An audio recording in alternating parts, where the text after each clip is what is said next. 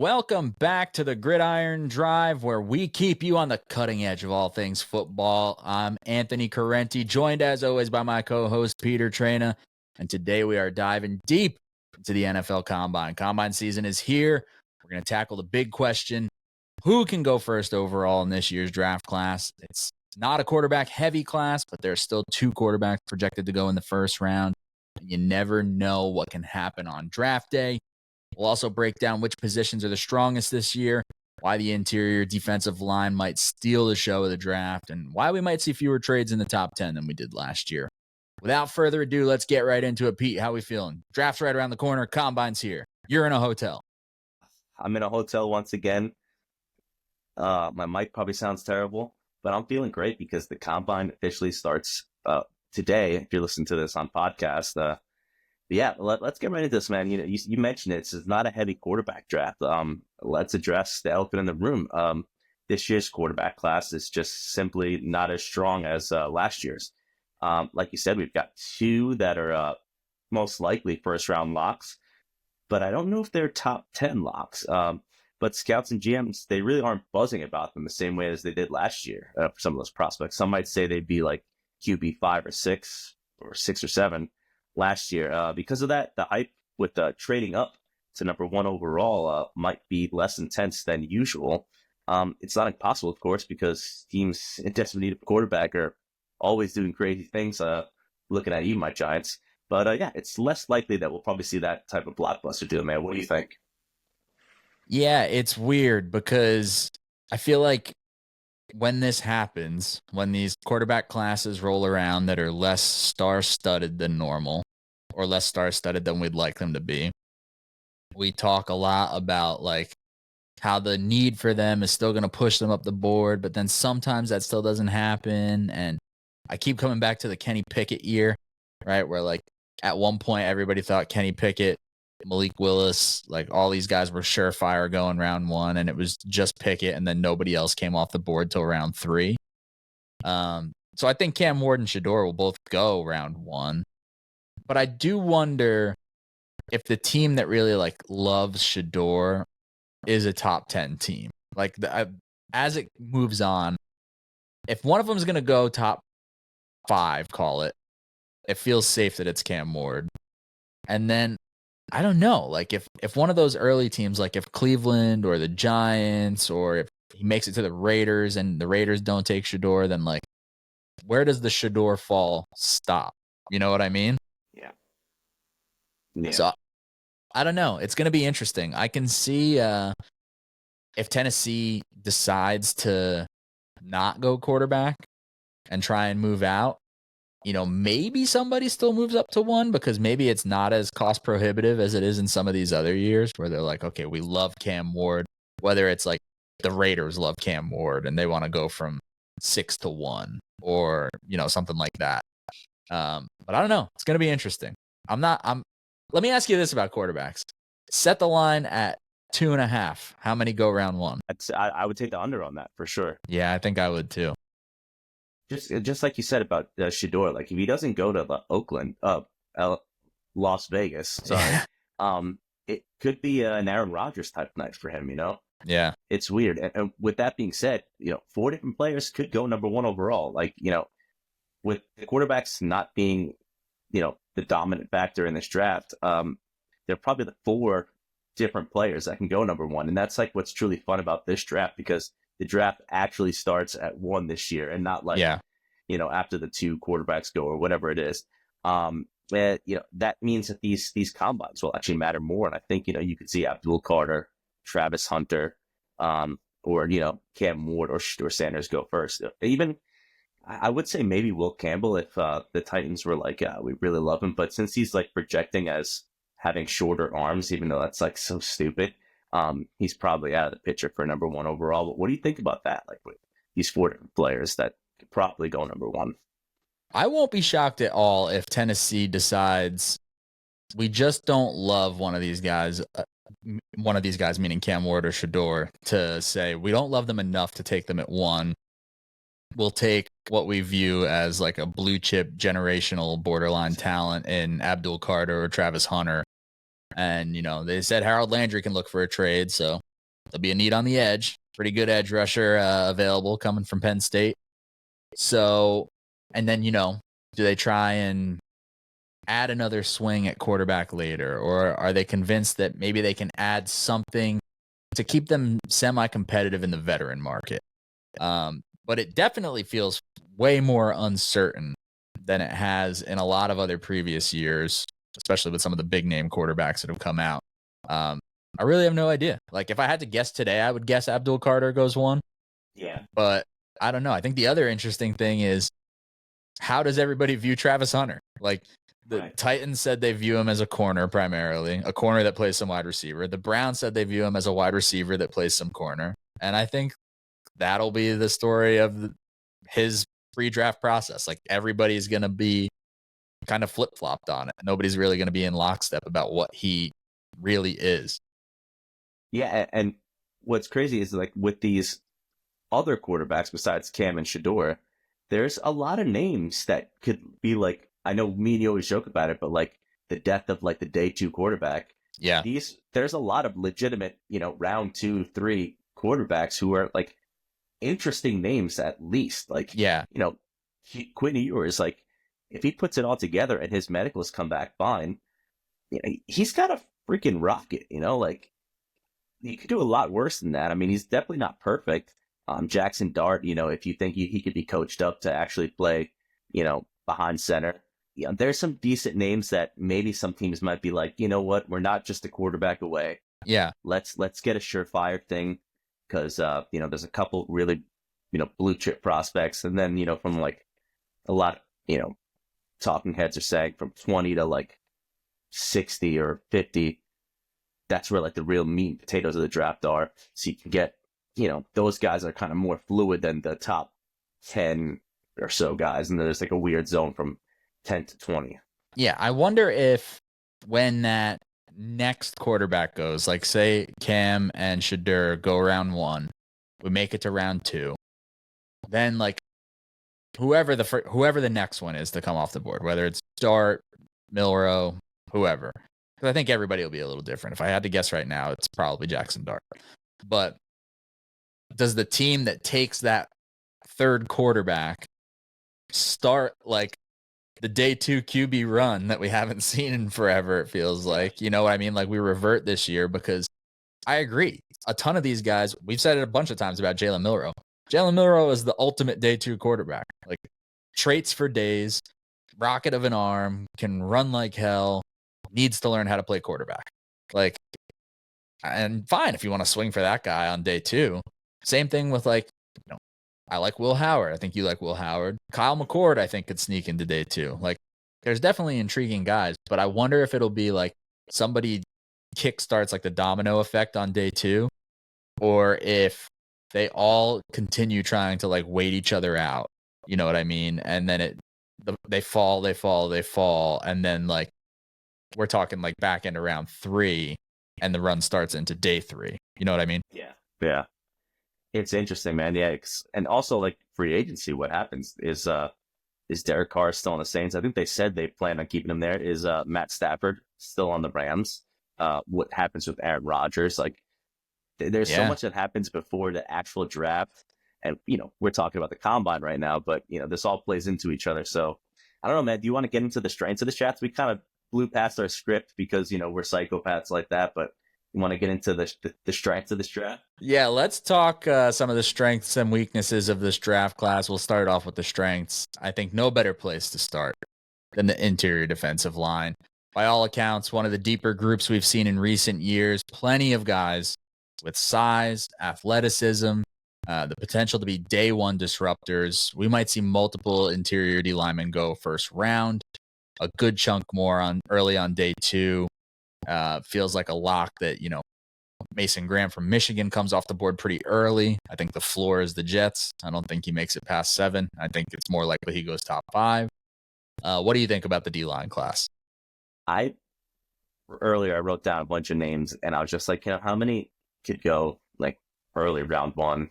I mean, round 1, early round 2. Mason Graham, Kenneth Grant, Walter Nolan, Derek Harmon could probably sneak his way into round 2. Darius Alexander has been climbing up boards. Mm-hmm. TJ Sanders, Shamar Turner, Talik Williams, That's Josh crazy. Farmer, Alfred. I mean, they're just names for days, and there's all different shapes and sizes, but they're all highly ranked on the consensus big board. Yeah.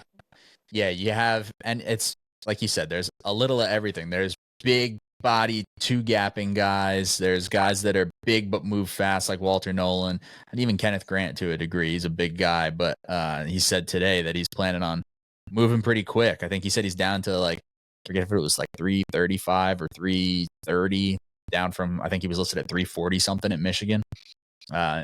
Big dude who moves well. So I think we're getting a few in round 1, and then I think like an absolute bonanza in day 2. And some of these players that we think are really good players will fall into like they're probably round 2 talents that fall into round 3 or maybe even to early day 3. That's the kind of curse of having such a strong group, right? Yeah. Because you feel like, you know what, if I miss on one of the top end guys, you know what, there's still a great crop that'll fall into later rounds, and then multiple teams think that way, and then that's how some guys end up falling. So it kind of sucks when you're in an elite group. Yeah. You want to talk about some tight ends? Yeah, it is a pretty strong class at tight end. Guys that can block, guys that can stretch the field. It's exactly what modern offenses are looking for now. Teams that need that kind of safety valve for a quarterback or a mismatched weapon in the passing game should be very excited. Even if you miss out on one of Tyler Warren or Colston Loveland, who both feel like round 1 locks right now, there's a large number of guys that look set to come off the board after that. How are you feeling about tight end? I'm feeling pretty great, especially those two guys you mentioned. I think it was DJ Dan Jeremiah who mentioned there's like the Rob Gronkowski tight ends, and then there's the freaking what's his name, Travis Kelce tight ends. Yeah. And Loveland's more the Kelce, Warren's more the Gronk. So I think there's more Kelce's in this draft. You're thinking Elijah Arroyo, Mason Taylor, those kind of guys. But like there's the 2 top end guys, and there's a bunch of good depth throughout this. I mean, even Harold Bannon Jr., like he's a name who I could see going late day 2. Yeah. Is there any other names that I missed that you might like? We hit the ones I like most. Like I like the 2 top guys that everybody likes, right? Like it's easy to like Tyler Warren and Colston Loveland. I mean, Tyler Warren does everything. Yeah, exactly. I mean, playing back there as your wildcat quarterback, take some direct snaps. He can block. He can catch. I just think you could be really multiple with Tyler Warren. Colston Loveland, though, I think would be getting, not that he's not getting a healthy amount of buzz, but if he played somewhere in a more prolific passing offense instead of Michigan, I think we'd really be talking about him differently. I think Colston Loveland does have talent that, like, you can funnel your passing attack through Colston Loveland, or like he can be your second option there. After that, I do really like Elijah Arroyo and Mason Taylor. I think Arroyo to me is more of that like big slot mismatch weapon. I think you could play Mason Taylor a little more like in line. But I really like both of them. I think like as a Jets fan, I've said I wouldn't mind at all if they double dipped in the class. Like it's just a deep, strong tight end class. I'm not the biggest Harold Fannin fan. I don't know. I know the production's there, but I didn't think he moved as well as I wanted him to. Like, just looked kind of like stiff and not very agile, like laterally. But I mean, he can catch, and the production speaks for itself. So I could definitely see somebody take him on day 2. Hey, maybe he has a big combine and he shows out a little bit more. Anthony, could you imagine if you said double dipping as the Jets? Could you imagine the Jets having 2 tight ends? I can't imagine them having 1 tight end worth talking about. We cannot, however, sleep on the running back class. Mm-hmm. We're going to get multiple round 1 running backs. Mm-hmm. There's some true top end talent, and we've talked about it plenty. The depth extends well into day 2 and even day 3. 40-yard dash and agility drills will sort out some of the top end speed here. How are we feeling about the running back class? I know we've talked about it a lot already, but yeah, I mean, we've talked about it. I don't want to talk about it too much, I guess. Obviously, Genty is one of the blue chippers in this draft. I really like Quinshawn Judkins, and I feel like he's not getting as much hype. A lot more, since he went to school with Travion, obviously, I think a lot of people like Travion's upside more, but Yeah. Quinshawn is just like the running back that I like. Like, he's just like a tough, physical Dependable. runner. And I think he's going to have a bigger combine than people are expecting. And if he does, I'm not saying he'll be round one, but like somebody's going to prioritize him day two.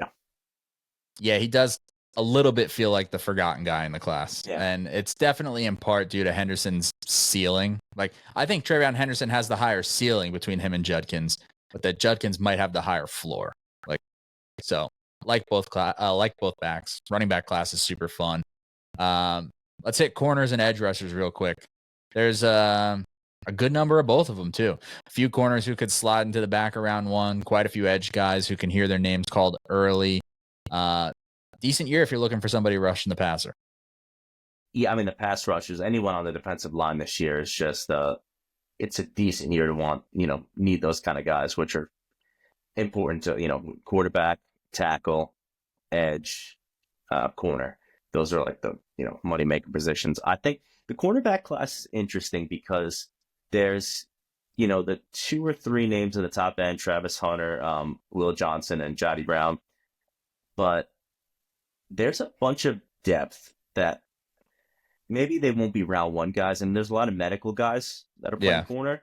But, Trey Amos, Siobhan Ravel, and Ben Morrison, 2 of those guys are injury guys. They could easily be round one guys. And then edge rushers, I mean, James Pierce Jr., he could blow up the combine, but now there's that report that he's apparently, has some kind of character concerns. Or, there's Michael Williams, Shamar Stewart, Nick Scout, and there's a bunch of guys that there's just like, man, there's just not enough first round picks for all of them to be first, round one, but they're much like defensive, interior defensive line guys. There's just pick your poison guys all over the edge. Yeah. We mentioned quarterback, not a big strength this year. Outside of the quarterback position, any other groups you feel like are weaknesses before we move on? I mean, I think obviously quarterback is the most glaring one. I think there's a couple safeties, and then other than that, there's a couple linebackers, but those positions I think are more tape positions than combine type positions. So I don't know, man. You want to move on? Talk about some freaks. Yeah, let's talk about guys who are set to jump out of the gym, blow up the combine. Every year we see a handful of guys who post jaw-dropping numbers, whether it's 40 time, vertical leaps, bench press. This year, who are we keeping an eye on that's going to blow up the gym? Besides, I think the obvious of like Abdul Carter, Travis Hunter, there's 2 guys that I had highlighted. One of them is a guy we spoke about before, a Senior Bowl standout. He's, I guess, using freak for him would be used very lightly, but I want to see what Tez Johnson does in this combine, because he's gonna run fast, right? And if he has the fastest 40, puts on a little bit of weight, I think he could really make himself some money. And then another wide receiver that we spoke about, Alec Aomeno. Probably butchered his name. I'm terrible at names, but he's freakishly big, and I think if he can run a 4.4, he might creep into round one. Yeah, if he runs well, it'll make him some money for sure. I'm really curious to see how Shamar Stewart tests. Yeah, just a man that big shouldn't move as fast as I think he's going to move. And when that happens, despite not like eye-popping statistical production through college, teams are going to be like, whoa, just absolutely taken back. I also think that Jalen Walker could test really well from Georgia, but it'll be interesting to see, what exactly he measures in at and everything, and whether teams want to treat him like an edge or an off-ball linebacker. I think, your best bet is to treat him like an edge who can play some off-ball linebacker if you want in a pinch. But yeah, there's definitely going to be some guys that blow it up for sure. What about guys that need a big combine? Maybe to solidify their draft stock, whether it's a quarterback who needs to show off the arm strength, or somebody that needs to show the speed we think they have, or maybe we think they're slow and they need to put that good time on tape. What do you think? I have a number of players in this category, but I'll keep it brief. I think the day two quarterbacks that we talked about, they need to have a big combine. Like you said, Milroe, Dart, if those guys throw and they kind of put themselves above some of their peers, that'll do them well. And I think honestly Cam Ward should throw, man. I mean, obviously he's going to be the first quarterback most likely, but I think if he throws and Shador doesn't, he's going to lock himself in as, QB1. So he doesn't really need to, but he probably won't. I don't know if he is going to throw. I don't know if that's reported or not, but another guy, I also want to see these corners, right? Jotty Brown and Will Johnson. I want to see them run because there's a lot of talk right now about, are they slower than we think? And then, again, this guy, we spoke about him a bunch, but I want to see Cam Scatterbo run up like a 4.5. Because if he runs a 4.5, his stock is going to rise. Because people are probably thinking he's going to run a 4.6 or something like that. Also some of the wide receivers, man, like, Luther, if he runs a 4.4 or better, he had bad tape this year. I think 4.4 will really help him. Betch, if he could run a good 40, a lot of guys. But I'll let you get some time in here. What do you think? The first thing that comes to mind, I go back to quarterback again, but a guy that is further down that I think could really show off the arm and give teams like we should think about this. Tyler Shuck from Louisville. Yeah. Older guy, older prospect, been around seemingly forever. First popped on the scene at Oregon, I think back in like 2018, but has a big arm. He's a big dude. I think he's listed 6'5" and like 225. Can move around a little bit, can throw, manipulate the arm angles a little bit, but he has a big arm. And if he can show that off a little bit, look, man, the NFL loves a big arm. It really does. And in an uncertain quarterback class, it wouldn't shock me if he started to climb a little bit, despite, like an uneven college career that saw a lot of injuries. But then this past season at Louisville, I mean, he threw for 3,200 yards and 23 touchdowns and 6 picks, So the medicals will be big for him, but if he can stay healthy and he can flash that arm a little bit, I think he can be a big combine winner. Yeah, a lot of smoke with him. I think Brugler was like he could be quarterback 3. His word is bombed, right? Yeah. Well, talking about Tyler Shuck and his injury history, let's get into some of those concerns. Any other players with injury concerns that medical checks will be crucial for, whether it's, knee issue or something unreported that, can end up torpedoing somebody's stock. Teams invest millions in these picks. They want to make sure everybody's healthy to handle the grind of the NFL. So who's on the hook for injuries here? I want to see the cornerbacks that I mentioned. Benjamin Morrison is a big one, man. Like the hip. And there's twice. Once in high school. That I didn't know about that until recently. And then I'm drawing a blank for his name. Oh my God, the Ohio State offensive tackle. Josh Simmons. Yes, he should be tackle 1. Yeah, and he probably will be if his medical comes back clean. So if that happens, I could see him going above, Banks or Will Johnson. Yeah. If it comes back good on the knee, I could definitely see that too. Yeah. Because if it comes back okay on the knee and he's not the first tackle drafted, somebody's getting a big value. Like somebody's getting a big steal later than they should. What about off-field concerns, character questions? The guys that maybe had a suspension in college, questions about work ethic, the interviews where GMs and coaches can kind of meet these players face to face and figure out if they can trust them with that big contract, trust them with that roster spot. Heard some rumblings about Marshall's Mike Green.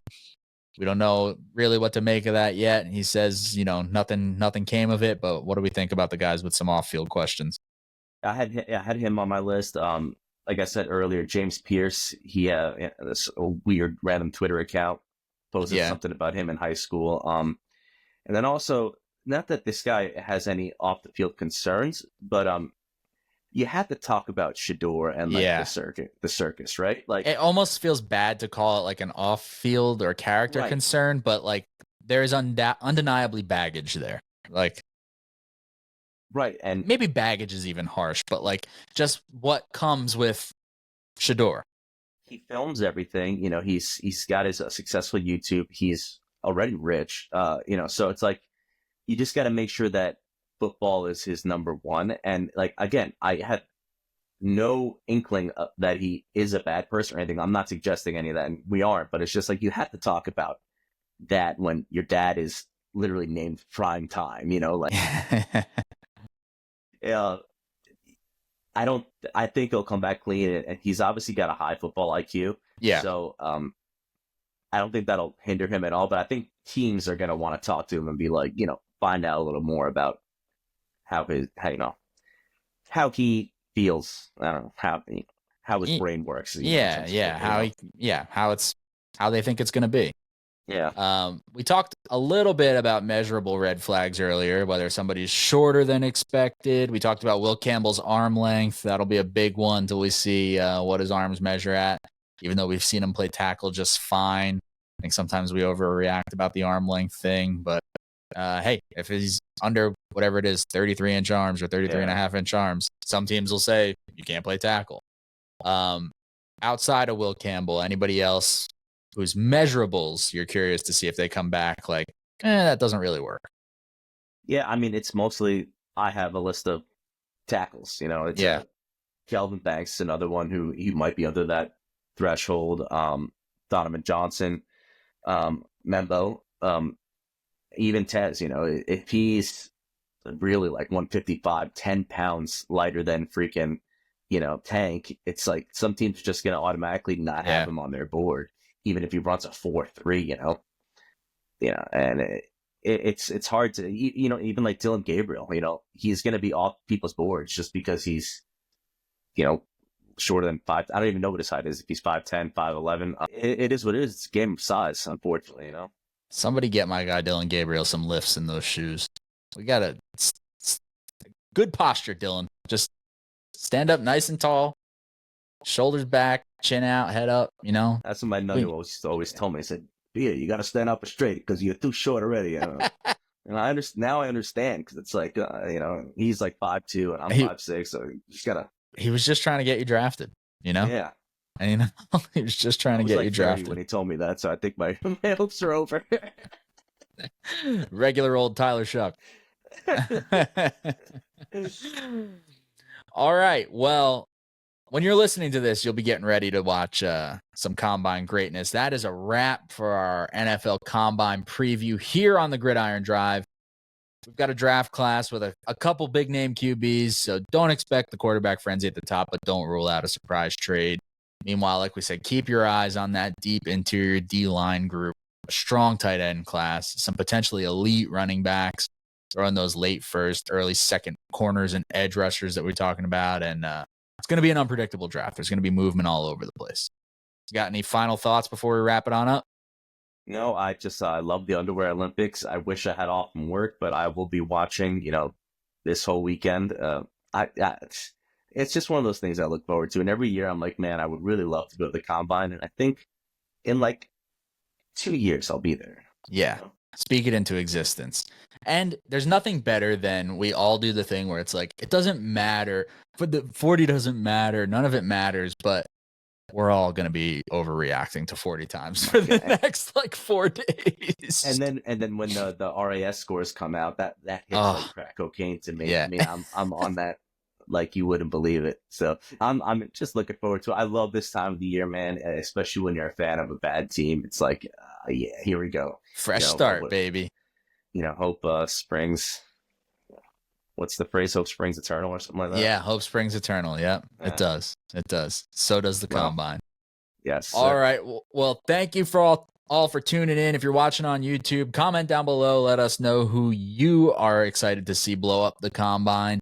Make sure that you're subscribed to the channel so you don't miss any more draft talk that we have set to come your way. Free agency's right around the corner, too. We'll be covering all that stuff. So be sure you're subscribed and following us on all platforms so you don't miss any of that talk post-combine. We'll break down, who blew up the combine, who might be slipping a little bit, who might sneak into the top 10. But we'll talk to you guys after the combine. We'll be back next week. Keep the drought alive. Don't forget to like and subscribe.